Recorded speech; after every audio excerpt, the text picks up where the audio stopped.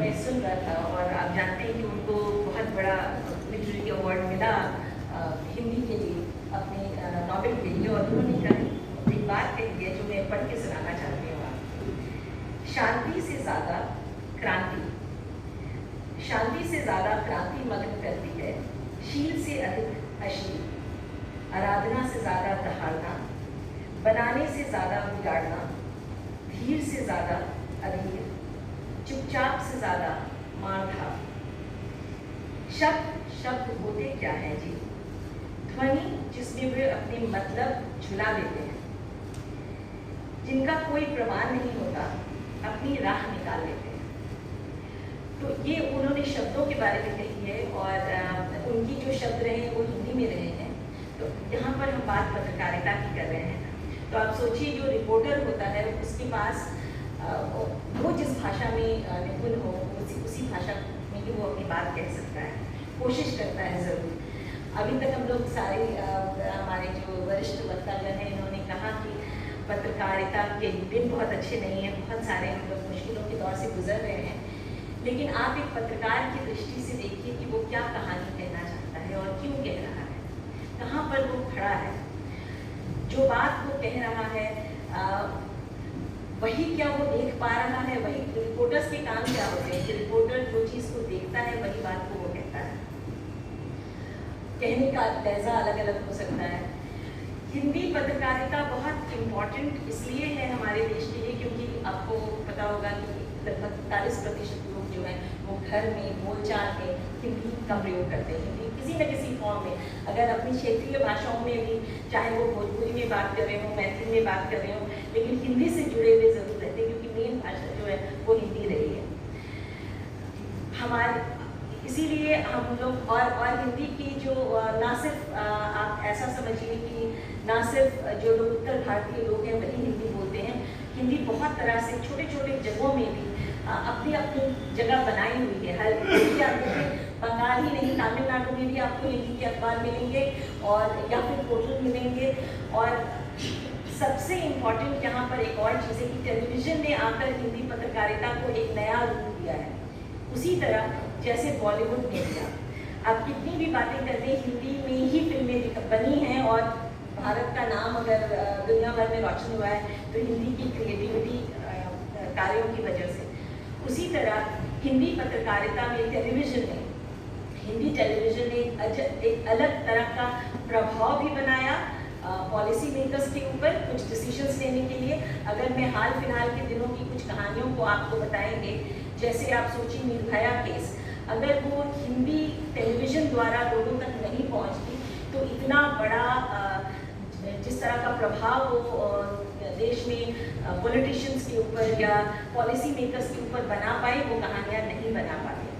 तो ये ज़रूर है कि हिंदी के पत्रकार बहुत ही मेहनत करते हैं। बहुत सारी कहानियाँ कभी होती हैं, कभी छूट जाती हैं, वो अलग बात है, और अपनी बात अपनी तरह से कहने की कोशिश करते हैं। कुछ एक चीज़ है जहाँ पर हम काम कर सकते हैं, जैसे अभी सबसे इम्पॉर्टेंट है टेक्नोलॉजी। और आप देखेंगे कि टेक्नोलॉजी की वजह से अंग्रेज़ी पत्रकारिता इसलिए आगे है क्योंकि जितनी भी टेक्नोलॉजिकल डेवलपमेंट हो रही है दुनिया भर में वो अंग्रेज़ी में हो रही है, वही कंटेंट है, वही लोगों तक पहुंच रहे हैं। तो वो एक तरह से आपको माने अपना स्लेव या अपनी तरफ आप एक तरह से सोचिए कि आप बंद जा रहे हैं और आप पोस्ट हो रहे हैं उसी चीज़ को देखने या पढ़ने या समझने में। अगर हिंदी या दूसरी क्षेत्रीय भाषाओं में भी जो क्रिएटिव वर्क है वो इस टेक्नोलॉजी का प्रयोग करें, और नेवर जी ने तो बहुत अच्छा उदाहरण दिया।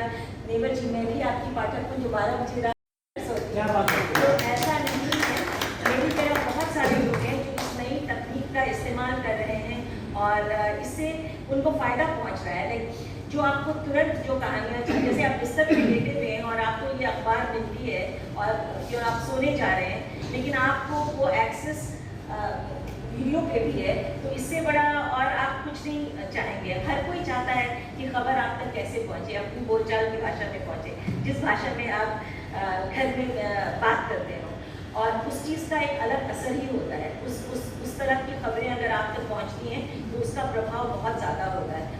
तो ये एक बहुत अच्छा अवसर है, हम सब साथ हैं, बात कर रहे हैं। हमारे लिए भी ये मौका है कि हम सिर्फ हिंदी पत्रकारिता को एक अलग तरह से या सिमटा हुआ पत्रकारिता का क्षेत्र ना समझे। बहुत सारी कठिनाइयों के दौर से गुजर रहे हैं, बहुत सारे पत्रकार हैं जो बहुत मेहनत करके आप और हम तक कहानियाँ पहुँचा रहे हैं, तो उनको बधाई। लेकिन अगर हम अपने समाज के तौर पे जिस तरह से हम लोग शिफ्ट हो रहे हैं, टेक्नोलॉजी का इस्तेमाल कर रहे हैं, वो भी उनको मिलता रहे तो ज़रूर इसके दिन बहुत अच्छे होंगे। कोई पत्रकारिता अलग नहीं है, भाषा मतलब वो लोग इस्तेमाल करते हैं लैंग्वेज, ये अलग बात है, लेकिन ये बहुत बड़ा मतलब खुली हुई मैदान है जिसपे खेलने का अवसर मिल रहा है, तो हमें इसका इस्तेमाल करना चाहिए।